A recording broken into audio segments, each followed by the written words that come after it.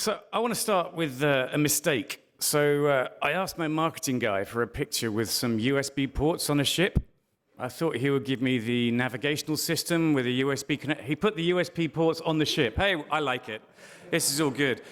Who am I? I work for a firm called Pentest Partners. A little bit unusual is we have a lot of ex-maritime people in our team. So I have ex-ships officers, ex-ship engineers. We do a lot of other crazy stuff too, so I have a particular passion around aviation, and I spent this week speaking at a conference about hacking airplanes. Don't worry, they're safe. Everything is fine.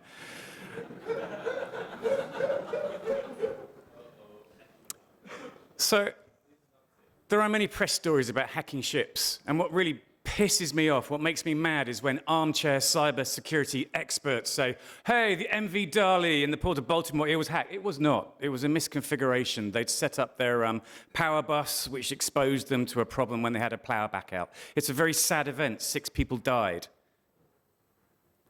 But it was not a hack. But it also closed the port of Baltimore for a serious period of time. It caused problems with supply chains.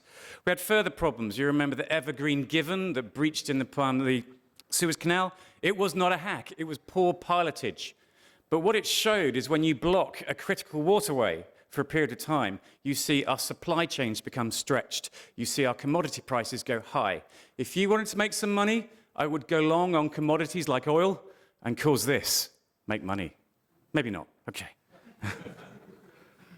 Over the last couple of years, we've tested over 100 different vessels, and we've looked at lots and lots of different technology. I would say this is a technical talk. Maybe not so much, because most of these things are misconfigurations. And where does the problem come from? Well, vessels used to be isolated. SATCOMs, very, very expensive. But in the last 10 years, we've had VSAT. We've also now more recently had Starlink, which is making internet connectivity much, much cheaper. But then you add that always-on connectivity to a hugely complex environment. You have a utility, you have a ship. In a cruise ship, you have hotels, security, you name it. It is incredibly complicated. And all of a sudden, we have made it connected. On most vessels now, you cannot get good crews if you do not give them big internet allowances, because they want to be on the internet. You will only get the worst crews if you do not offer them internet connectivity. So where did it really go? Well, honestly, this isn't really a technical talk. And the reason why it isn't is we haven't used an exploit on board in over 5 years. We haven't needed an exploit in over 5 years. And I'll walk through lots of examples. It started SATCOM terminals. Maybe 10 years ago, everyone rushed. They put connectivity on board vessels. They didn't think about it. They left those terminals exposed to the internet. The web interfaces were live. They had default credentials. And the best is the web interface you could access typically reported the software version, so you knew which vulnerabilities it was vulnerable to. You just need to know how to search. So the COMBOX, for example, was a access brokering device. It would broker between SATCOM, 4G, shore Wi-Fi. And unfortunately, it had a major problem, which meant you could compromise the vessel as a result. But things have changed. People listened. The number of exposed terminals reduced massively. You'll be very lucky to find a vulnerable terminal on the internet right now. But bang, right up to date. In August, you may have seen the story. It was covered on Risky Business and in the media. A lot of Iranian vessels had their SATCOM terminals bricked. Now, this is an area we know quite a bit about, so we went a little digging. We went into some of the disclosures, found a reference to Falcon. We know Falcon. We've seen it in iDirect SATCOM terminals before. How did this happen? How were these terminals bricked? Well, you follow the thread, and you find there was a DEF CON talk last year. Of course, called Breaking the Beam. The vulnerabilities were published a year ago. What is the lesson? Patch. But this is a huge problem in shipping. Because they are ships, because they are isolated, used to be, it's OT, it don't break, you don't fix it. So there is a huge problem with keeping systems up to date and actually applying patches when at sea. It's a real problem.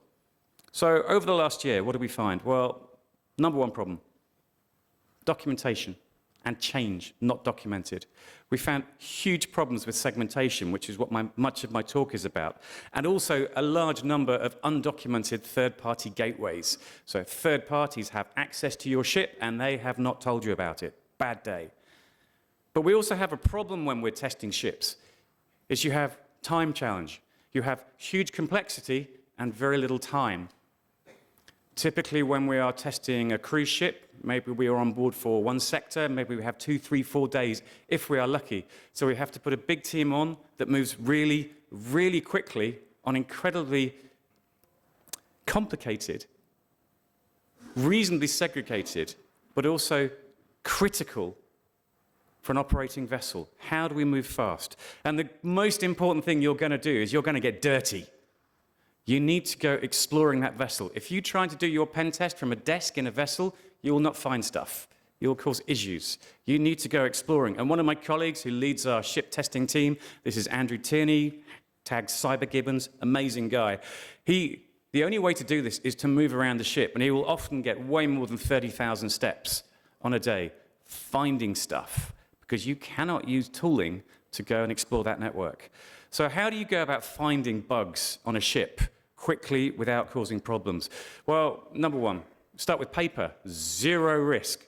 Number 2, maybe ARP, passive ARP perhaps. Number 3, with permission, understanding the risk, maybe a very, very basic port scan, 21, 22, 23, 80, 443 at best. Because if you start exploiting stuff, you are going to brick stuff. If you run a straightforward port scan, you're going to brick a lot of critical systems and cause that vessel to stop. That is a bad, bad day. Let's start with documentation. Biggest problem we have, most of the time we get really shit documentation. There are going to be problems, but we've got to move fast. When we find good documentation, we can find the problems faster and provide more value. Now, sometimes, before we get on the vessel, we'll get a really good current network architectural diagram. It means we can move fast, it's serial bus, great. We know where to focus. But most times, you're on a vessel, you're on a rack, and someone's drawn a picture and then changed it. And then they have drawn some more and changed some more. And then you open it up and you find what is on the picture does not match what is inside, which causes trouble.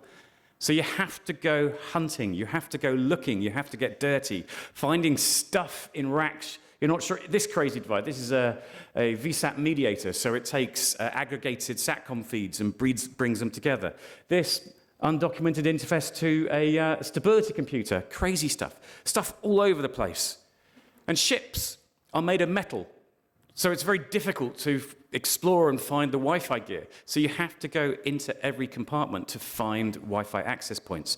Most of these access points, the organization, the operator of the ship, didn't know what they were for. They've been put there by a third party to make life easy during configuration when they were setting up, and they didn't actually remove them when the ship went to sea. Kind of bad day.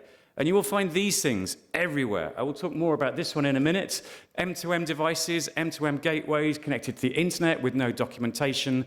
So everything is just connected. It's a mess. It's not documented. It's going to cause trouble. So for a funny story, I thought I would start with an example. This is a golf simulator on a cruise ship. It's not real. It's AI generated, but it explains an interesting test we did.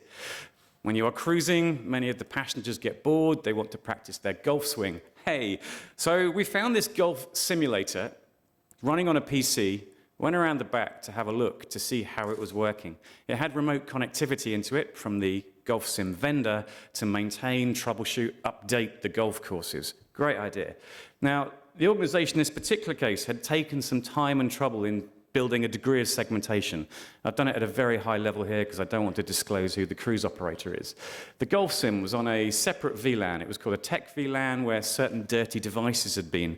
Unfortunately, there was an interface to one of the safety management systems on the same VLAN. We had to reconfigure it a little bit, but that gave us access to some basic exploration down to the device bottom right, VDR, Voyage Data Recorder. That is the black box, like you get on an airplane, but this is on a ship. This is what's called the float-free module. So if the ship sinks and everyone is lost, this pops and floats to the surface with a beacon so it can be collected by the rescue authorities, and we work out why everybody drowned. Bad day. But this is a really critical device. Without this device operational, the ship is not seaworthy. If it's not seaworthy, it is not insured. If it's not insured, you cannot sail. So stop this device working, the ship does not move. big, bad day on a cruise ship. Unfortunately, we found on the Gulf simulator they were running TeamViewer, discovered we could compromise various parts of the segregation, navigated our way to the VDR, discovered we could brick that VDR, and we stopped the ship sailing. Bad day. Let's talk a bit about segregation. I'm sure you, on your IT networks, you work really carefully to make sure you haven't got a great big open flat network. We do the same in OT to make sure that those OT segments are properly isolated. Good example here, I mentioned the emergency generator was one of the causes of the MV Dali incident in the Port of Baltimore. It's supposed to start under regulations in 30 seconds. If it does not start, the ship is not seaworthy. This is an emergency generator on a ship. It's a critical part of the vessel. We started looking how it was segregated, found in one of the panels, MB Spider, thought interesting, so we had a look. We bought one off eBay, discovered that the LAN and WAN ports were on the same physical port. So how were they using this device? So they'd segregated the generator controls on one subnet, the ship LAN on another, using this MV Spider device. Unfortunately, one single RJ45 port, you simply changed your IP address and you could access the entire generator set and take control of them. Bad day, right? This is what we're dealing with every single day in ships. So we had access to the generator controller. We could now turn the generators off. The ship's now not legal. Another really important area right now is around performance monitoring of ships. We want to be very fuel efficient when we sail. We don't want to emit more carbon dioxide than we absolutely need to. We want to make sure we're routing effectively. So we use performance monitors. And a client asked us to look at a potential implementation of a performance management platform. The problem with PMS is it needs data from lots of different places on the vessel. It's going to need some serial data, some IP data. It's going to want data from the engine. It's going to want data from the propeller. It's going to want data from the depth sounder. It's going to want lots of different data, which means lots of cables, which are very expensive to run. Except when you realize the Voyage data recorder already has all of this data. The one ring to rule them all. It has access to everything already. So the organization, our client, the ship operator, wanted to install a performance management system. And a vendor came and said, hey, we can do this much more cheaply. And we can do this by connecting to your Voyage data recorder. So our client came to us and said, are they doing this safely? Are they doing the performance monitoring in a safe manner? And what had been proposed was to connect into the Voyage data recorder management system by bolting a PC on the side there, and they were going to dual home. Okay, that's one way of doing segregation. Now, the Voyage data recorder is, in order to interface with it, you need to have a forensically secure interface. So you're reading only. So if the ship sinks or an investigator comes, you can say it's read only. Unfortunately, what they decided to do is dual home.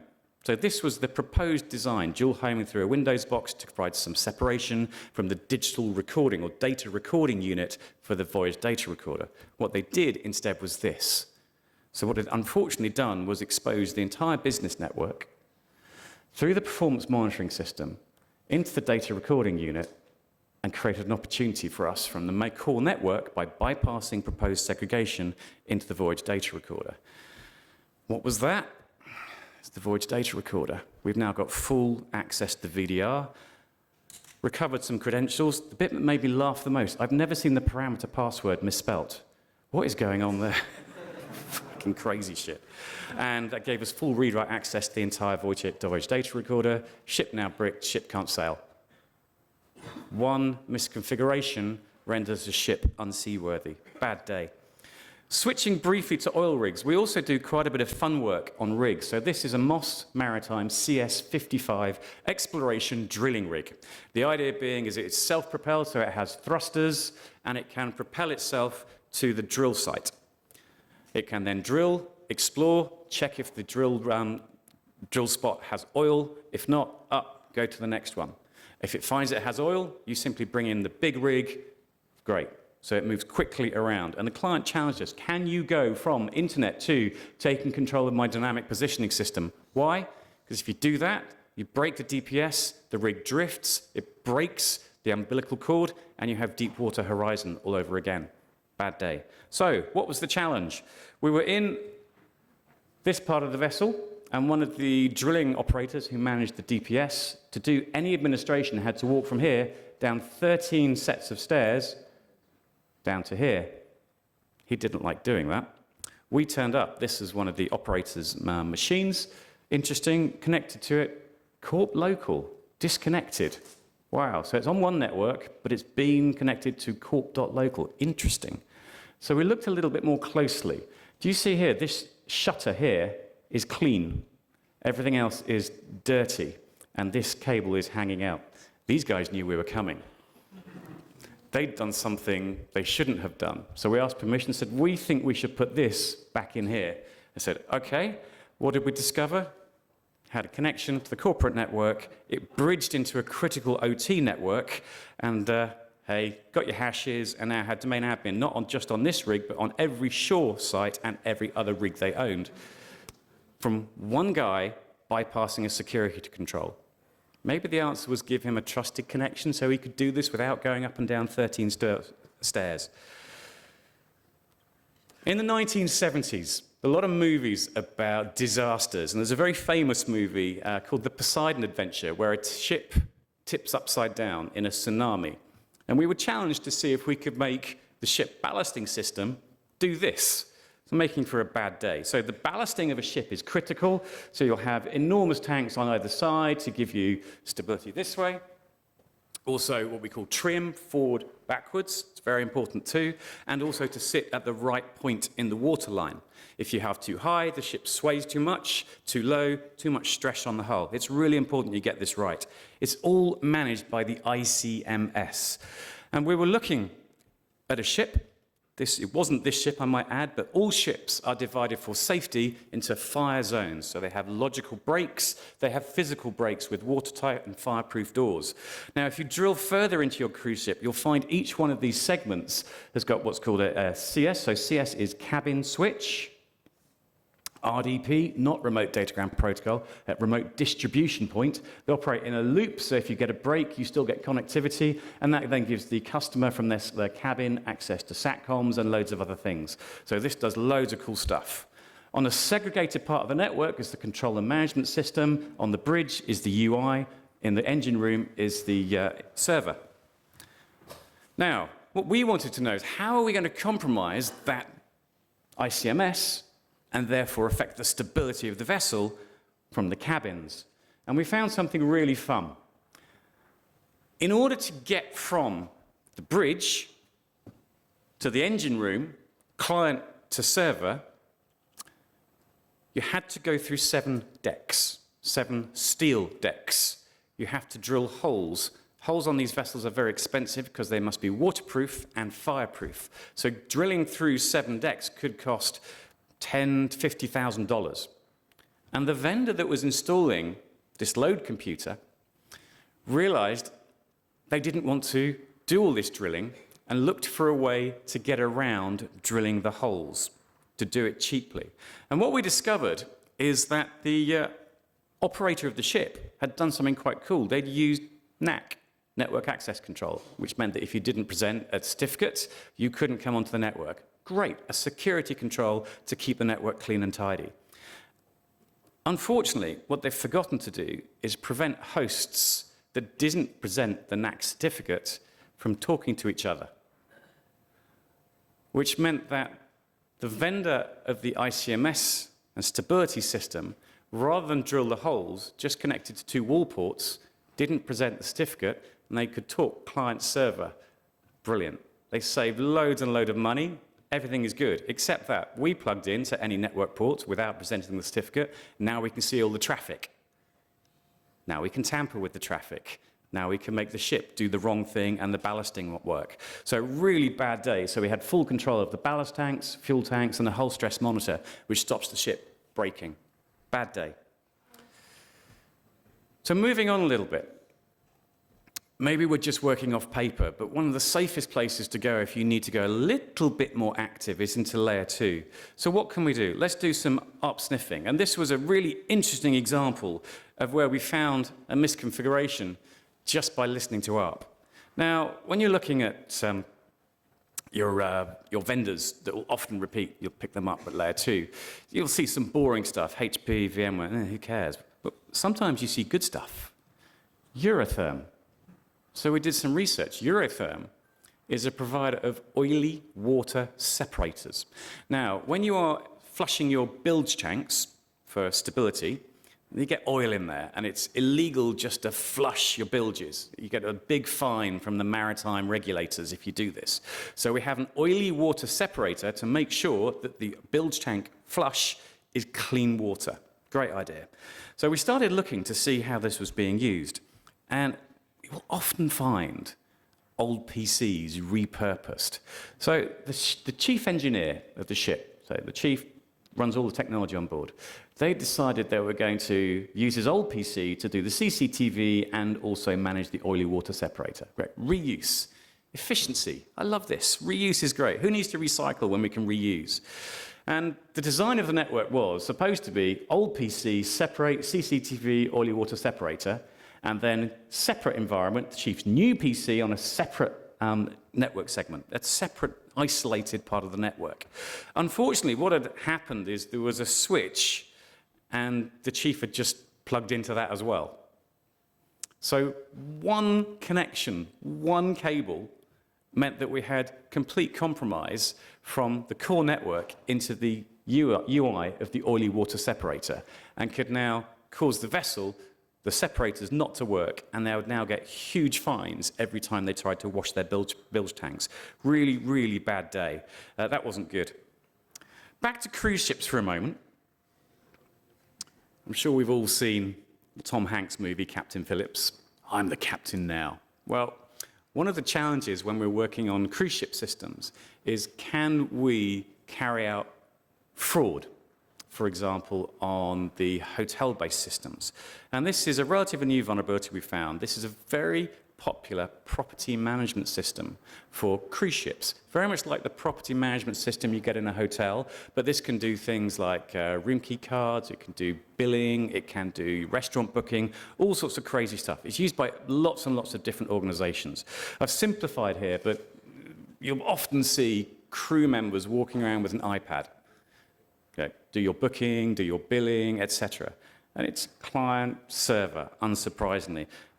Configured over SMB, great, that's always good. And, oh, it's not their custom database, it's just SQL Server. Great. What could possibly go wrong? And from another vessel, we discovered what appears to be static credentials. So we tried those credentials on another vessel. They're exactly the same. And we blanked this out because it doesn't look like the most complex of passwords, does it? Looks like a standard credential set on every vessel we've ever been on. And that meant that we could, oh yeah, extended stored procedures. Oh, this is old school, isn't it? XP command shell, off we go, and we've now got very high privilege on the entire vessel billing system, and successfully at this point managed to charge all of our drinks to the captain's account. Yes! If you ask me nicely, I might tell you, or maybe not.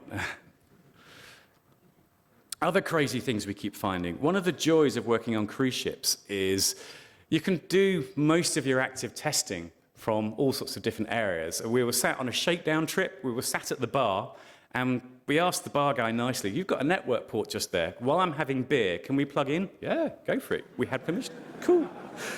This is great. And you can probably see there, whilst having a beer, we successfully got access to a misconfigured UPS. It was supposed to be in one fire zone. It was not. It was in a different fire zone. And we can now power down that entire rack. So critical systems are now going to start going offline, and we're getting beer. Life is good. Other crazy stuff we've done. One of the maddest threats you're going to find on a cruise ship is not your customers, it's not terrorists, it's not hackers. It's actually, in many cases, it's the crew. Because they will be given internet bandwidth allowance. They'll be given access to use VSAT for a period of time.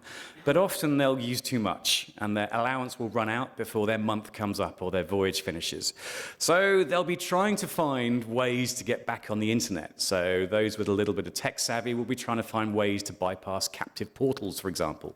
They'll often trade their internet access too. And a number of times we found misconfigurations on things like Wi-Fi and things like captive portal that would have given the crew further access to get more internet access, but at the same time also gave compromise into critical vessel systems. And that is a real-time screenshot. We're on the passenger Wi-Fi here, and then we've got access to bridge control systems. And just to illustrate the point there, you can probably see, where is it, NAPA, N-A-P-A. That's one of the largest providers of marine technology. We've now got access to the bridge from the passenger Wi-Fi. That's kind of a bad day, isn't it? Now, other crazy things that we find when we're having a bit of fun on ships. So by adding a switch into an environment, we managed to get access to CCTV, so we had real-time access to all the CCTV cameras. That was fun. We also, this is great, so we also had access to the lighting system for every single cabin. Now, we asked our customer nicely if we could have fun with it, and they said, no, because it's going to end up in the media if you do that. But we got to the point, we think we probably could have played Pong on the side of the vessel. Instead, they gave us a photograph, so when the cruise ship was stopped for COVID, they put this message out. It just illustrates the point, but other crazy, fun, silly things you can do. And one of the nuttiest things we did is, over a period of time, one of my amazing colleagues managed to chain together an attack where he had remote access from our lab through the public internet into the steerable ASI-pods. So that's like the steerable propellers that go around 360. You'll probably find 4 of them on most modern cruise ships. He had full remote access to this. That makes for a really bad day. And the craziest thing we ever did is we were on a shakedown trip and they had an auto-playing piano. Not this one, this is the picture I found. And we found some vulnerabilities in the way that the client application was authenticating to this auto-playing piano. So we found a bug. We haven't published it yet, but of course you get it playing Rick Astley, don't you? Never going to give you up, baby. It really pissed off one of the engineers who got really mad at us and just took the plug out. Said, oh, come on. We were having fun. And you see other stupid things happen as well. So we saw the stage lift start moving as well. We're not quite sure why, but it happened at the same time as we were doing things with the piano. Who knows? I thought I might finish up with some fun. Now, we see so many tropes in the movies about hacking ships, planes, trains, cars, you name it. I thought we'd have some fun, and there are actually some amazing movies. So our favorite movie, Hack the Planet! Hackers. Actually, the storyline, I watched it last week for the first time in 6 years. The soundtrack is awesome, man. Maybe the acting's a bit shit, but anyway. The story is that the Da Vinci virus has been used to take over the navigational systems for a bunch of ships. Now, 30 years ago, that just wasn't the case. So the plot doesn't stack up. It just didn't work like that. But it did, I think, highlight the fact that there were bugs with ships. Matter though, and I'm going to focus on this. Have you guys seen the movie Speed 2 Cruise Control? Anybody here? Good. Those of you who haven't, you are lucky. This is a terrible, terrible sequel. Speed 1, the movie, really good. Speed 2, crock of shit. Anyway, but it does introduce, I'm going to spoil the plot for you now. So a guy is a fired autopilot software developer has been fired by his cruise line. Now, the first thing is cruise operators don't write autopilot software because they're written by companies like Kongsberg and Wärtsilä, for example. So that bit doesn't work. And he decides he's going to crash it into an oil tanker by hacking some of the control systems. And then Sandra Bullock and Jason Patrick, the characters, through some horrific acting and some terrible plot holes, try to defend against this attack. The maddest bit of all of this is the hacks just about stand up to scrutiny today. And I'll walk through a couple of them with you. So this is the rough plot. Cruise ship crashes into oil tanker. Boom. Right, okay, what could go wrong? So first of all, the ship that they use really exists. It's called the Seaborn Legend. It was originally the Viking Queen. It's actually just been extended in the Fincantieri yard in Italy. It was hired for about $40,000 a day. So it was a real ship. Other crazy things that happened. So the first hack is the attacker pulled out some fiber from the ceiling of the cabin and then connects to it. Now, first of all, we didn't really have fiber on board in the 90s, and secondly, it doesn't go through the ceiling. It goes through vertical channels that are locked and secured and waterproof and fireproof. So that bit doesn't work. But then what he does, and those of you who've got grey hair like me, right, you'll recognize some of these things, right? I looked at that, he then jacks it into this beige box with some lovely old laptops. Now, I looked at this box. I went a bit further. It says fiber optic converter on it, but you see the connections at the back? They're 9-pin D-sub. okay, what's actually happened? It's one of these. It's a serial switch box that you can buy for $10 on eBay still. And they just put a sticker on the top. I love that. Why do they need to? I don't know. That gives them access to this really retro GUI. They don't look like this, right? They just simply don't. It then goes and causes a social engineering distraction in the engine room. And he shuffles in, he sets off the fire detection. The crew go this way, he goes that way. I like this. And he goes to an engine control system using a PDA. I challenge anyone. Do you know what that PDA is? I spent ages. I thought it was a compact iPac, an Apple Newton, something like this. No, I couldn't find it. And one of my colleagues is a member of a retro PDA group, and he said, I know.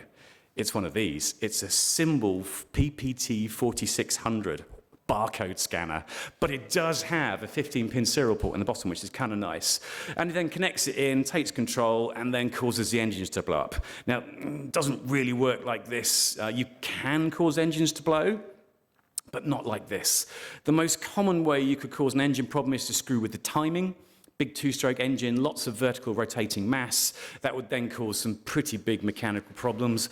The other big thing you could do is misreport the oil mist in the crankcase. It gets too misty, it becomes flammable, it goes bang, and the side of the engine blows off.